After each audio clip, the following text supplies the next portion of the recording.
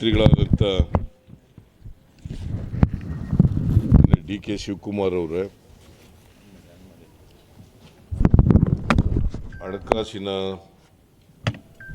ಸಲಹೆಗಾರರಾದಂಥ ರಾಯರೆಡ್ಡಿ ಅವರೇ,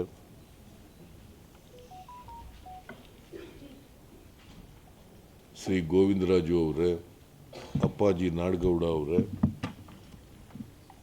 ಇತರ ಎಲ್ಲ ಅಧಿಕಾರಿ ಸ್ನೇಹಿತರೆ ಹಾಗೂ ಮಾಧ್ಯಮದ ಎಲ್ಲ ಮಿತ್ರರೇ, ಈಗಾಗಲೇ 7ನೇ ತಾರೀಕು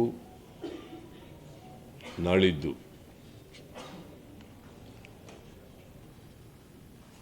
ಜಂತರ್ ಮಂತರ್ನಲ್ಲಿ, ದೆಹಲಿಯ ಜಂತರ್ ಮಂತರ್ನಲ್ಲಿ ಕಾಂಗ್ರೆಸ್ ಸರ್ಕಾರ ಮತ್ತು ಪಕ್ಷ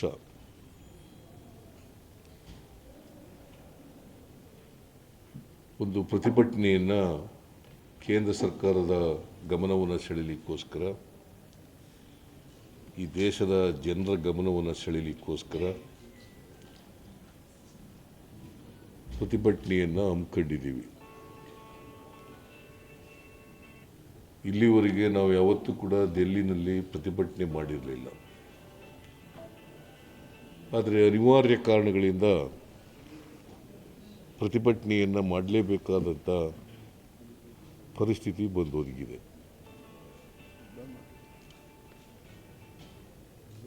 ಈ ಪ್ರತಿಭಟನೆ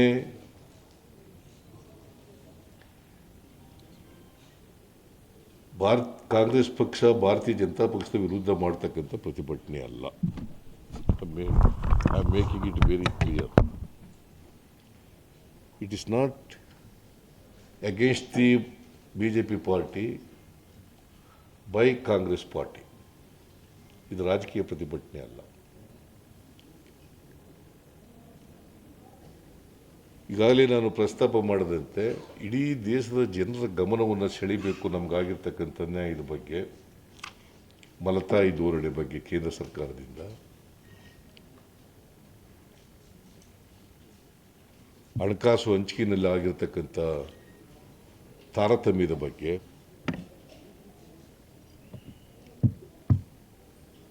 ಬರಗಾಲದಲ್ಲಿ ನಮಗೆ ತೋರಿಸಿರ್ತಕ್ಕಂಥ ಮಲತಾಯಿ ಧೋರಣೆ ಬಗ್ಗೆ,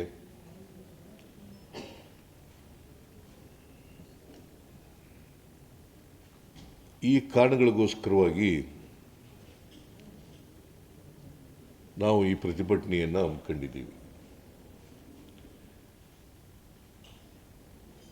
ಜಂತರ್ ಮಂತರ್ನಲ್ಲಿ 11 ಗಂಟೆಗೆ ಈ ಪ್ರತಿಭಟನೆ ಪ್ರಾರಂಭ ಆಗ್ತದೆ. ಇದರಲ್ಲಿ ಎಲ್ಲ ಮಂತ್ರಿಗಳು, ಎಲ್ಲ ಶಾಸಕರು, ಕೆಳಮನೆ ಮತ್ತು ಮೇಲ್ಮನೆ ಸದಸ್ಯರುಗಳು ಎಲ್ಲರೂ ಕೂಡ ಭಾಗವಹಿಸ್ತಾ ಇದ್ದಾರೆ.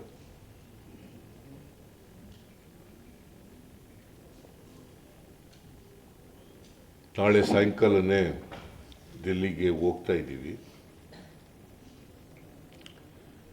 ನಾಳಿದ್ದು ಈ ಪ್ರತಿಭಟನೆ ನಡೀತದೆ. ನಾವು ಸ್ವಾತಂತ್ರ್ಯ ಬಂದ ಮೇಲೆ ನಮ್ಮ ದೇಶದಲ್ಲಿ ಒಕ್ಕೂಟದ ವ್ಯವಸ್ಥೆಯನ್ನು ಒಪ್ಕೊಂಡಿದ್ದೀವಿ.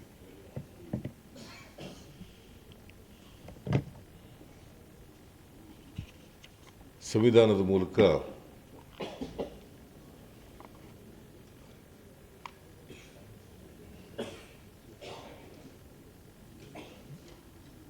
ಕೇಂದ್ರ ಮತ್ತು ರಾಜ್ಯ ಮತ್ತು ಯೂನಿಯನ್ ಟೆರಿಟರೀಸ್ ಇವೆಲ್ಲವೂ ಸೇರಿ ಹೇಗೆ ಜನರ ಸೇವೆಯನ್ನು ಮಾಡಬೇಕು ಅಂತಕ್ಕಂಥದ್ದಕ್ಕೆ ಆಡಳಿತ ವ್ಯವಸ್ಥೆಯನ್ನು ಒಪ್ಕೊಂಡಿದ್ದೀವಿ, ಒಕ್ಕೂಟದ ವ್ಯವಸ್ಥೆ.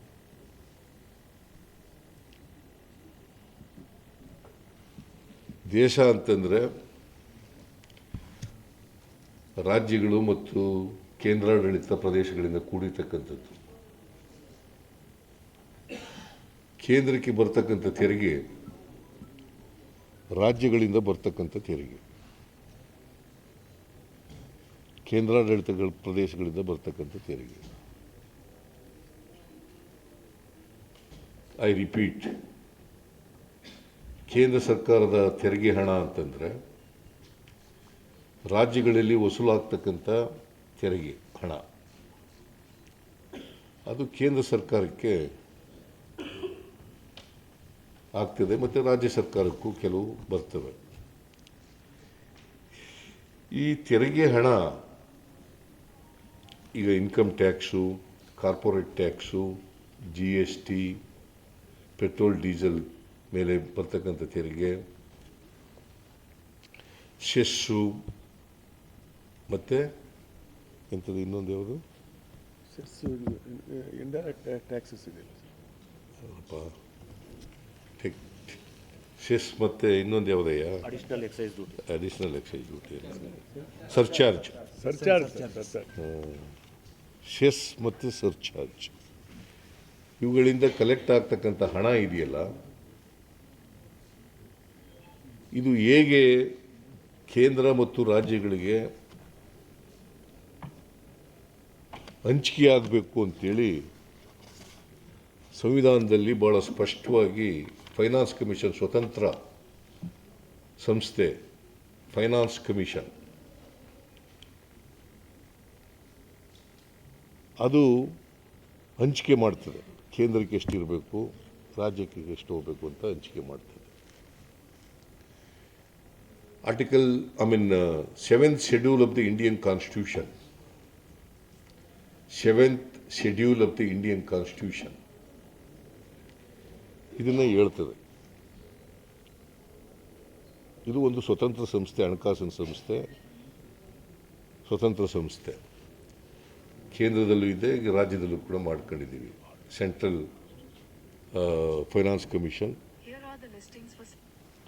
ಸ್ಟೇಟ್ ಫೈನಾನ್ಸ್ ಕಮಿಷನ್ ಅಂತ ಮಾಡ್ಕೊಂಡಿದ್ದೀವಿ. ಯಾಕಂದರೆ ಸ್ಟೇಟ್ಗೆ ಬರ್ತಕ್ಕಂಥ ತೆರಿಗೆಗಳು ಸ್ಥಳೀಯ ಸಂಸ್ಥೆಗಳಿಗೆ ಮತ್ತು ರಾಜ್ಯಕ್ಕೆ ಹೇಗೆ ಹಂಚಿಕೆ ಆಗಬೇಕು ಅನ್ನೋದು ಸ್ಟೇಟ್ ಕಮಿಷನ್ ಮಾಡ್ತದೆ.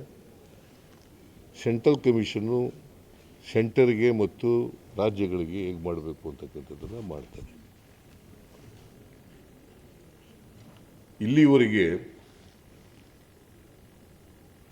15 ಫೈನಾನ್ಸ್ ಕಮಿಷನ್ಗಳು ಆಗಿದ್ದಾವೆ. ಇಲ್ಲಿವರೆಗೆ 15ನೇ ಫೈನಾನ್ಸ್ ಕಮಿಷನ್ ರಿಪೋರ್ಟು ನಡೀತಾ ಇದೆ. ಆ ರಿಪೋರ್ಟ್ ಪ್ರಕಾರ ಜಾರಿ ಆಗ್ತಾ ಇದೆ.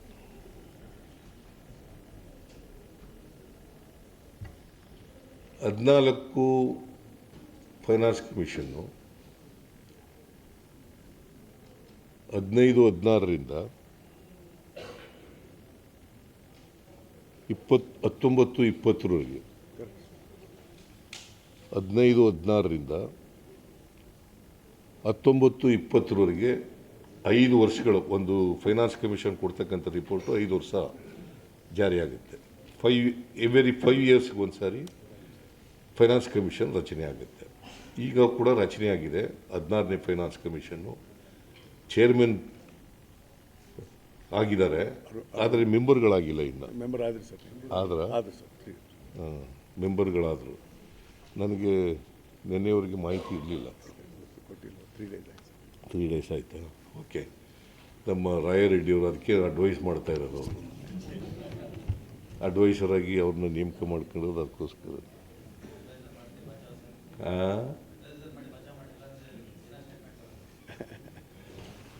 ಸೊ ಮೆಂಬರ್ಗಳು ಕೂಡ ನೇಮಕ ಮಾಡಿದ್ದಾರೆ. ಇವರು 2026ರವರೆಗೆ, ಅಕ್ಟೋಬರ್ವರೆಗೆ ಫೈನಲ್ ರಿಪೋರ್ಟನ್ನು ಕೊಡಬೇಕು. 16ನೇ finance commission October 31 October. So 14ನೇ ಫೈನಾನ್ಸ್ ಕಮಿಷನ್ನಲ್ಲಿ ಕರ್ನಾಟಕ ರಾಜ್ಯಕ್ಕೆ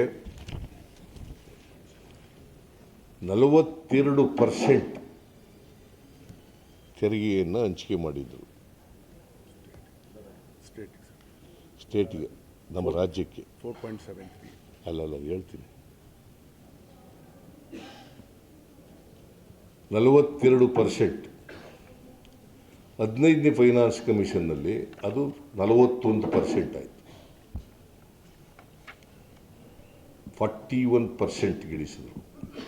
15ನೇ ಫೈನಾನ್ಸ್ ಕಮಿಷನ್ನು ನರೇಂದ್ರ ಮೋದಿಯವರು ಪ್ರಧಾನಮಂತ್ರಿ ಆದಮೇಲೆ ರಚನೆ ಆದದ್ದು.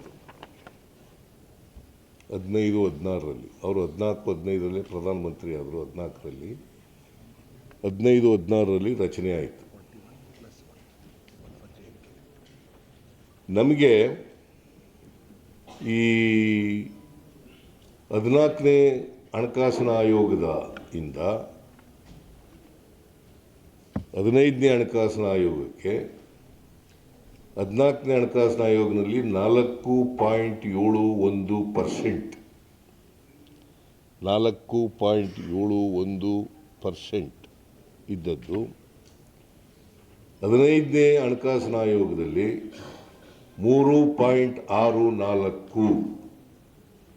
I repeat, in 14th Finance Commission,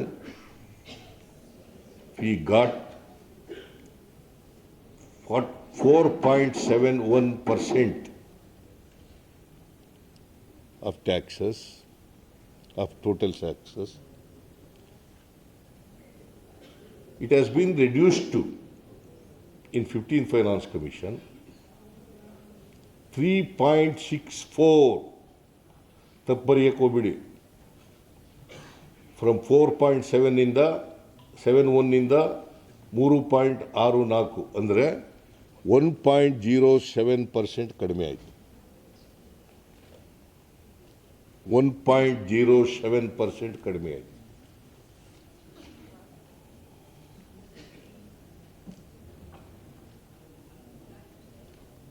ಅದರಿಂದ ಈ 4 ವರ್ಷಗಳಲ್ಲಿ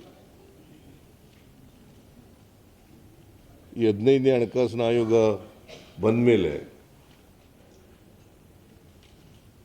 20, 21, 21, 22, 22, 23, 23, 24 ಈ 4 ವರ್ಷದಲ್ಲಿ ಸುಮಾರು 45,000 ಕೋಟಿ ರೂಪಾಯಿ ಕಡಿಮೆ ಆಯಿತು. ಎಷ್ಟು ಕಡಿಮೆ ಆಯಿತು? 45,000 crores.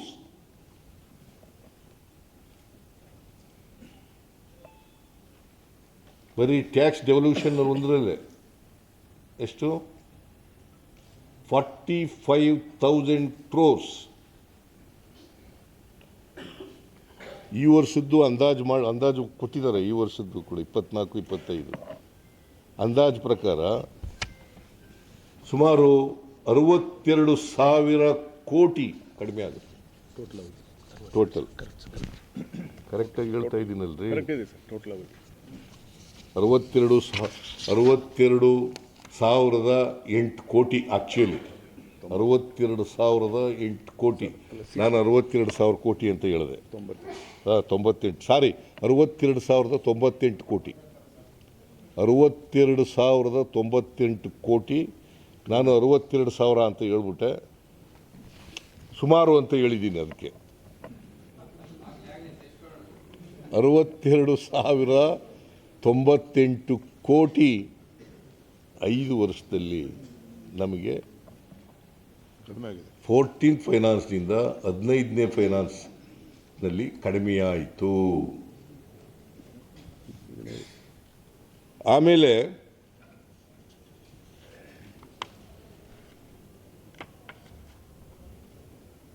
ಈ ಒಕ್ಕೂಟದ ವ್ಯವಸ್ಥೆಯಲ್ಲಿ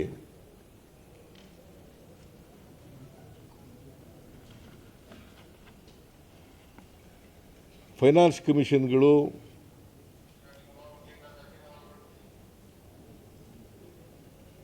ಹಂಚಿಕೆ ಮಾಡುವಾಗ ಅವರಿಗೆ ಮನವರಿಕೆ ಆಯಿತು. 4.71ರಿಂದ 3.64ಕ್ಕೆ ಬಂದಿದ್ದರಿಂದ ನಮಗೆ ವಿಶೇಷ ಗ್ರ್ಯಾಂಟ್ಸನ್ನು ಕೊಟ್ಟರು. ಸ್ಪೆಷಲ್ ಗ್ರ್ಯಾಂಟ್ಸ್ 5,495 ಕೋಟಿ. ಎಷ್ಟು? 5,495 ಕೋಟಿ ರೂಪಾಯಿಗಳನ್ನು ಅವ್ರಿಗೇ ಫೈನಾನ್ಸ್ ಕಮಿಷನ್ ಅವ್ರಿಗೇ ಮನವರಿಕೆಯಾಗಿ ನಮಗೆ ಸ್ಪೆಷಲ್ ಗ್ರ್ಯಾಂಟ್ಸನ್ನು 5,495 ಕೋಟಿ ಕೊಟ್ಟು ಇದು ಇಂಟ್ರೀಮ್ ಬಜೆಟ್ನಲ್ಲಿ ಕೊಟ್ಟದ್ದು. ಇಂಟ್ರೀಮ್ ಬಜೆಟ್ನಲ್ಲಿ ರೆಕಮೆಂಡ್ ಮಾಡೋದು ಇದು. ಕರ್ನಾಟಕಕ್ಕೆ ಕೊಡ್ರಿ 5,495 ಕೋಟಿ ಕೊಡಿ ಅಂತೇಳಿ ಕೇಂದ್ರ ಸರ್ಕಾರಕ್ಕೆ ಹೇಳಿದ್ರು. ಆಮೇಲೆ ಹೇಳ್ತೀನಿ. ಮೈಕ್ ಕೇಳಿಸ್ತಾ ಇಲ್ವಾ?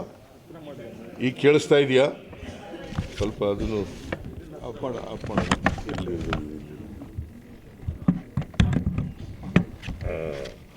ಕೇಳಿಸ್ತಾ ಇದೆಯಾ? ಓಕೆ.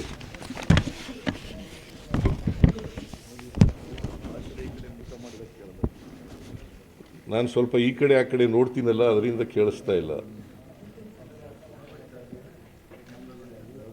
ಏನು ಹೇಳ್ತಾ ಇದ್ದೆ?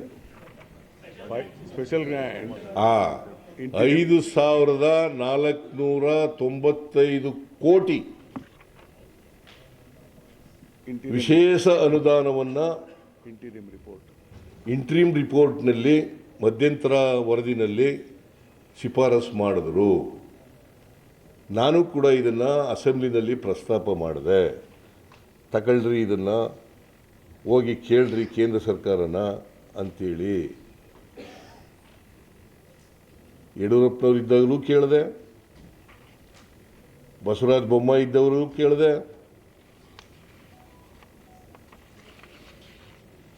ಇದನ್ನು ನಮ್ಮ ರಾಜ್ಯದಿಂದ ಡೆಲ್ಲಿನಲ್ಲಿ ಪ್ರತಿನಿಧಿಸ್ತಕ್ಕಂಥ ನಿರ್ಮಲಾ ಸೀತಾರಾಮನ್ ಹಾಗೂ ಕೇಂದ್ರದ ವಿತ್ತ ಸಚಿವೆ, ಹಣಕಾಸಿನ ಸಚಿವೆ ಇದನ್ನು ತಿರಸ್ಕಾರ ಮಾಡಿದ್ರು. ಏನು ಮಾಡಿದ್ರು? ತಿರಸ್ಕಾರ ಮಾಡಿದ್ರು, ಕೊಡಲಿಲ್ಲ. ಆಮೇಲೆ ಫೈನಲ್ ರಿಪೋರ್ಟ್ನಲ್ಲಿ 300 ಕೋಟಿ ರೂಪಾಯಿ ಅಲ್ಲ 3,000 ಕೋಟಿ ರೂಪಾಯಿ ಪೆರಿಫೆರಲ್ ರಿಂಗ್ ರೋಡ್ಗೆ. 6,000 ಆಲ್ರಿ, ಸುಮ್ಮನೆ ನೀವು ಯಾಕೆ ಮಧ್ಯದಲ್ಲಿ ಬಾಯಿ ಹಾಕ್ತೀರಿ? ಜಲಮೂಲಗಳ ಅಭಿವೃದ್ಧಿಗೆ 3,000 ಕೋಟಿ,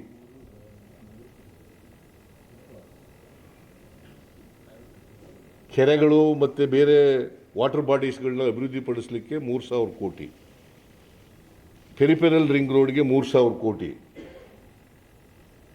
ಒಟ್ಟು 6,000 ಕೋಟಿ ರೂಪಾಯಿಗಳನ್ನು ನಮಗೆ ಅಡಿಷನಲ್ ಆಗಿ ಕೊಡಬೇಕು ಅಂತ ಶಿಫಾರಸು ಮಾಡಿದ್ರು.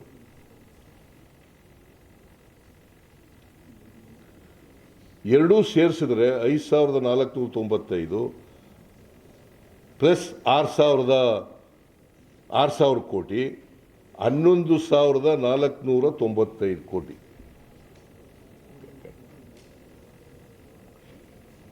$11,495 ಕೋಟಿ in addition to 62,098 crores. Please, 62,000 ಡೆವಲ್ಯೂಷನಲ್ಲಿ ಕಡಿಮೆ ಆದದ್ದು. ಇದು ಸ್ಪೆಷಲ್ ಗ್ರ್ಯಾಂಟ್ಸ್ ಅಂತ ನಮಗೆ ಕೊಟ್ಟಿದ್ದದು. ಇಷ್ಟು ರಾಜ್ಯಕ್ಕೆ ನಷ್ಟ ಆಯಿತು.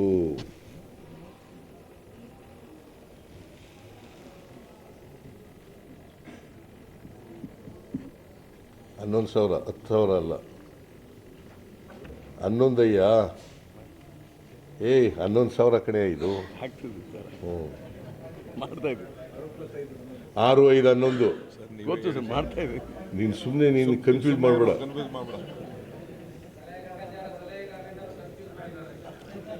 ಎಲ್ಲ ಒಂದೊಂದು ಸಾರಿ ಆಯ್ತವೆ, ಏನು ಮಾಡೋಕ್ಕಾಗಲ್ಲ. ಲೆಕ್ಕ ಹೇಳುವಾಗ ಕರೆಕ್ಟಾಗಿ ಅದಕ್ಕೆ ನಾನು ಜ್ಞಾಪಕ ಮಾಡ್ಕೊಂಡು ಹೇಳ್ತಾ ಇದ್ದೀನಿ. 11,495 ಕೋಟಿ, ಅದು ಪ್ಲಸ್ 62,000 ಡೆವಲ್ಯೂಷನ್ನಲ್ಲಿ ಕಡಿಮೆ ಆದಂಥ 5 ವರ್ಷಗಳಲ್ಲಿ 62,098 ಕೋಟಿ. ಟೋಟಲಿ 73,593 ಕೋಟಿ ನಮಗೆ ಕಡಿಮೆ ಆಯಿತು. 14th ಫೈನಾನ್ಸ್ ಕಮಿಷನ್ನಿಂದ 15th ಫೈನಾನ್ಸ್ ಕಮಿಷನ್ನಲ್ಲಿ ನಮಗೆ ಕಡಿಮೆ ಆಯಿತು. This is number 1. Number 2, GST ಜಾರಿಗೆ ಬಂತು. GST ಅವೈಜ್ಞಾನಿಕವಾಗಿದೆ ಅಂತೇಳಿ ನಾವು ಹೇಳೋದು, ಆದರೂ ಜಾರಿ ಮಾಡಿದ್ರು. GST ಕೌನ್ಸಿಲ್ನಲ್ಲಿ ಅವರಿಗೆ ಬಹುಮತ ಇರೋದರಿಂದ ಅದನ್ನು ಜಾರಿ ಮಾಡಿದ್ರು. ನಾವು GST ಜಾರಿಗೆ ಬಂದಂಥ ಸಂದರ್ಭದಲ್ಲಿ ನಮ್ಮ ಟ್ಯಾಕ್ಸ್ ಗ್ರೋತು 15% ಇತ್ತು. GST ಬಂದಾಗ ಟ್ಯಾಕ್ಸ್ ಗ್ರೋತು 15% ಇತ್ತು. ಕೇಂದ್ರ ಸರ್ಕಾರ ಅವರು ಏನು ಹೇಳಿದ್ರು, GST ಜಾರಿಗೆ ಬಂದ ಮೇಲೆ ತೆರಿಗೆ ಜಾಸ್ತಿ ಆಗ್ತದೆ, ನಿಮಗೆ ಡೆವಲ್ಯೂಷನ್ ಕೂಡ ಜಾಸ್ತಿ ಬರ್ತದೆ,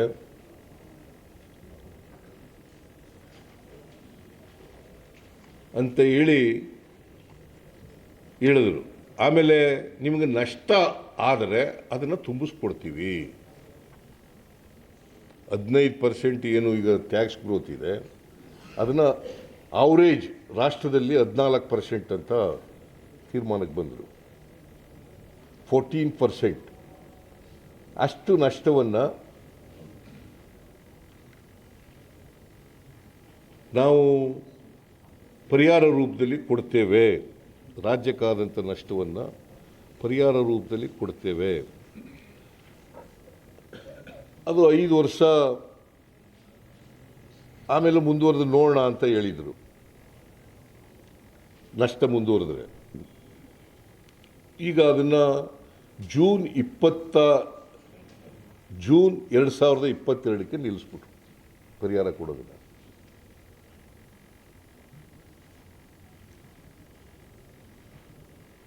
ಜೂನ್ 2022ಕ್ಕೆ ನಿಲ್ಲಿಸ್ಬಿಟ್ರು. ಈಗ ಪರಿಹಾರ ಕೊಡ್ತಾ ಇಲ್ಲ.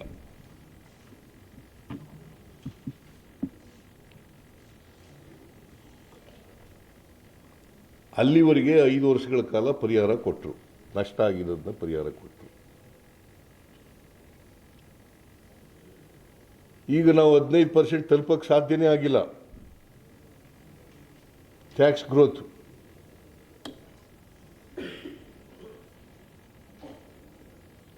ಅದಕ್ಕೆ ನಾವು ಒತ್ತಾಯ ಮಾಡೋದು ಕೇಂದ್ರ ಸರ್ಕಾರಕ್ಕೆ, ಈ ಪರಿಹಾರ ಕೊಡೋದನ್ನು ಮುಂದುವರಿಸಿ ಅಂತ ಒತ್ತಾಯ ಮಾಡೋದು. ಪರಿಹಾರ ಕೊಡ್ತಕ್ಕಂಥದ್ದನ್ನು ಮುಂದುವರಿಸಿ, ಆದರೆ ಕೇಳಲಿಲ್ಲ. ಯಾಕಂತಂದರೆ GST ಕೌನ್ಸಿಲ್ನಲ್ಲಿ ನಮ್ಮವರಿದ್ದರೂ ಕೂಡ ಅವರ ರಾಜ್ಯಗಳು ಮುಖ್ಯಮಂತ್ರಿಗಳೇ ಜಾಸ್ತಿ ಇರೋದ್ರಿಂದ, ಅವ್ರ ಪ್ರತಿನಿಧಿಗಳೇ ಜಾಸ್ತಿ ಇರೋದ್ರಿಂದ ಅಲ್ಲಿ ಮೆಜಾರಿಟಿ ಮೆಂಬರ್ಸ್ಗಳ ಮೇಲೆ ಡಿಸಿಷನ್ ಆಗಿ ಅದು ಕೊಡಲಿಕ್ಕಾಗಲಿಲ್ಲ. So this is the position.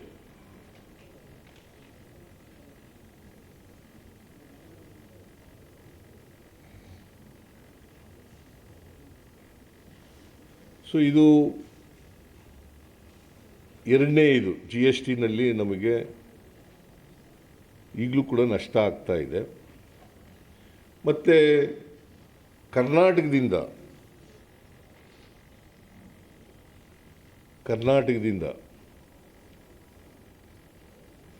ಸುಮಾರು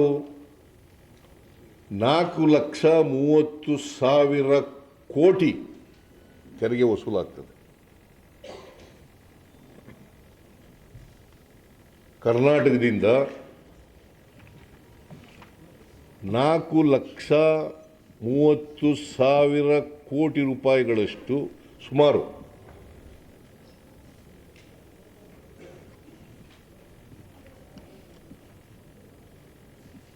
ಇಲ್ಲಿ ಕಲೆಕ್ಷನ್ ಆಗುತ್ತೆ. ಮಹಾರಾಷ್ಟ್ರ ಬಿಟ್ಟರೆ we are number 2 in the country as far as the collection is concern.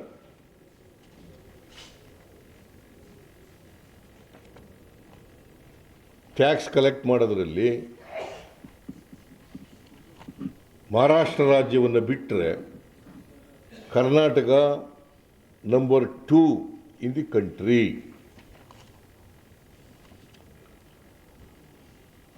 ನಮಗೆ ಈ ವರ್ಷ ಬರ್ತಕ್ಕಂಥದ್ದು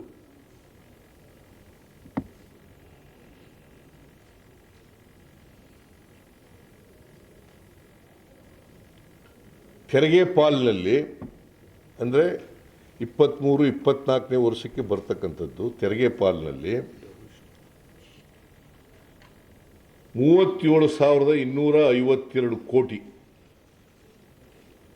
37,252 ಕೋಟಿ ಸೆಂಟ್ರಲಿ ಸ್ಪಾನ್ಸರ್ಡ್ ಸ್ಕೀಮ್ ಕೇಂದ್ರ ಪುರಸ್ಕೃತ ಯೋಜನೆ ಗ್ರ್ಯಾಂಟ್ಸ್ ಬರೋದು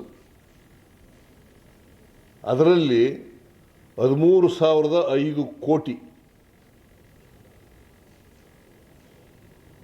ಕರೆಕ್ಟಾಗಿ ಹೇಳ್ತೀನಿ ಬಿಡಪ್ಪ ನನಗೆ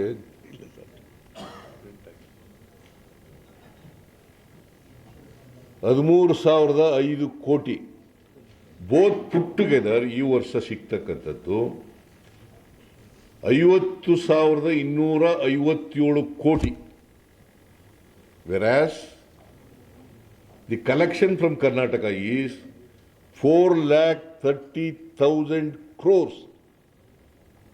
But we are getting back 50,257 crores. That means to say, 100 ರೂಪಾಯಿನಲ್ಲಿ 12ರಿಂದ 13 ರೂಪಾಯಿ ನಾವು ಸಿಕ್ಕುತ್ತೆ. ಪ್ಲೀಸ್ 100 ರೂಪಾಯಿ ನಾವು ತೆರಿಗೆ ಕೊಟ್ಟರೆ ಕರ್ನಾಟಕದಿಂದ 100 ರೂಪಾಯಿ ಹೋದರೆ ನಮ್ಗೆ ವಾಪಸ್ ಬರೋದು 12ರಿಂದ 13 ರೂಪಾಯಿ ಬರ್ತದೆ. ಇನ್ನು ಉಳಿದೋದಿಲ್ಲ ಕೇಂದ್ರ ಸರ್ಕಾರ ಇಟ್ಕೊಳ್ತದೆ.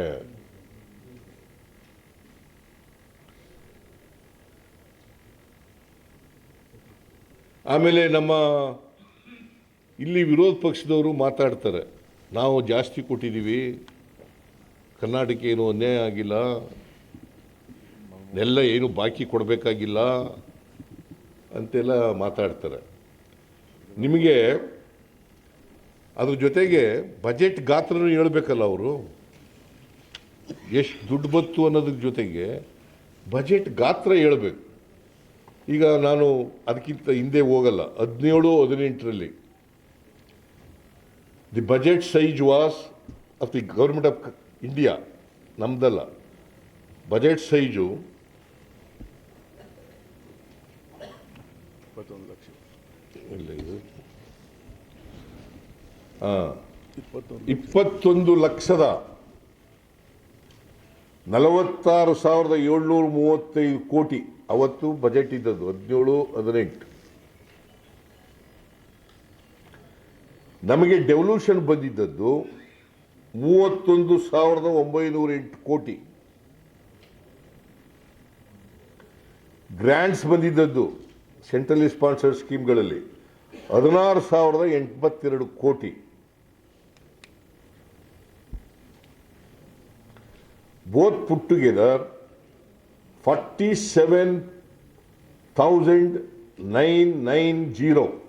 ಇದು 17-18ರಲ್ಲಿ ನಮಗೆ ಕರ್ನಾಟಕಕ್ಕೆ ಸಿಕ್ಕಿದ್ದಂಥ ಹಣ 47,990 ಕೋಟಿ.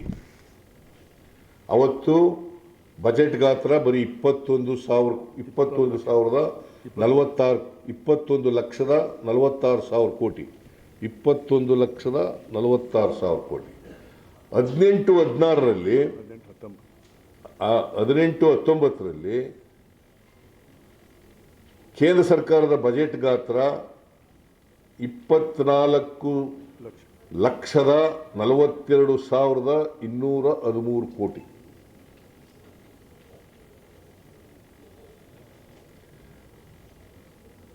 ಆಗ ನಮಗೆ ಸೆಂಟ್ರಲ್ ಡೆವಲ್ಯೂಷನ್ ಬಂದಿದ್ದು, ಟ್ಯಾಕ್ಸ್ ಡೆವಲ್ಯೂಷನ್ ಬಂದಿದ್ದು 36,215 ಕೋಟಿ, ಮತ್ತು ಗ್ರ್ಯಾಂಟ್ಸ್ ಬಂದಿದ್ದದು 14,942 ಕೋಟಿ. ಸುಮಾರು 2,000 ಕೋಟಿಯಷ್ಟು ಕಡಿಮೆ ಆಯಿತು ಗ್ರ್ಯಾಂಟ್ಸ್. ಆಮೇಲೆ ಡೆವಲ್ಯೂಷನ್ನಲ್ಲಿ ಸುಮಾರು 4,000 ಚಿಲ್ಲರೆ ಕೋಟಿ ಜಾಸ್ತಿ ಆಯಿತು. 19-20ರಲ್ಲಿ 27,86,349 ಕೋಟಿ ಇತ್ತು. ನಮಗೆ ಬಂದಿದ್ದದ್ದು 19-20ರಲ್ಲಿ ಟ್ಯಾಕ್ಸ್ ಡೆವಲ್ಯೂಷನ್ನು 39,806 ಕೋಟಿ, 39,806 ಕೋಟಿ. ಗ್ರ್ಯಾಂಟ್ಸ್ ಬಂದಿದ್ದದ್ದು 15,008 ಕೋಟಿ. ಒಟ್ಟು 54,814 ಕೋಟಿ ಬಂದಿತ್ತು. 54,814 ಕೋಟಿ ಬಂದಿತ್ತು. ಈ ವರ್ಷ ಅಂದರೆ 23-24ನೇ ವರ್ಷ ಬಜೆಟ್ ಗಾತ್ರ 45,46,000 ಕೋಟಿ. 45,03,097 ಕೋಟಿ. 45,03,097 ಕೋಟಿ. ನಮಗೆ ಬರ್ತಾ ಇರ್ತಕ್ಕಂಥದ್ದು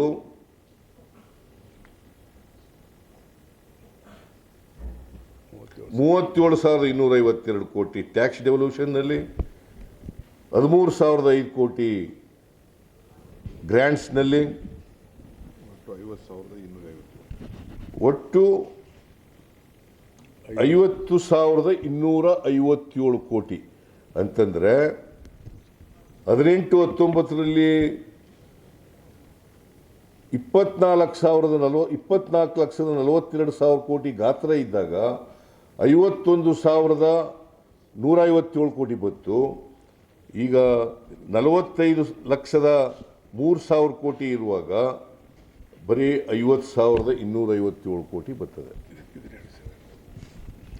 ಪರ್ಸೆಂಟೇಜ್ 2.2 ಇಂದ 1.23 ಇಳಿತದೆ. ಆಮೇಲೆ ಡೆವಲ್ಯೂಷನ್ ಎಷ್ಟಾಗುತ್ತದೆ ಅಂತಂದರೆ 2.2 ಇಂದ 17-18ರಲ್ಲಿ 2.2 ಇದ್ದದ್ದು ನಮ್ಮ ಡೆವಲ್ಯೂಷನ್ನು ಮತ್ತು ಗ್ರ್ಯಾಂಟ್ಸು 24-25ಕ್ಕೆ 1.23 ಇಳಿತದೆ. 1.23 ಕಡಿಮೆ ಆಯಿತಾ ಜಾಸ್ತಿ ಆಯಿತಾ? ಕಡಿಮೆ 50%. ಮತ್ತು ಇವ್ರು ಜಾಸ್ತಿ ಆಗೋದು ಅಂತಾರೆ. ಅವ್ರ ಲೆಕ್ಕ ಹೆಂಗೆ ಲೆಕ್ಕ ಇದು ಒಂದೇ ಲೆಕ್ಕ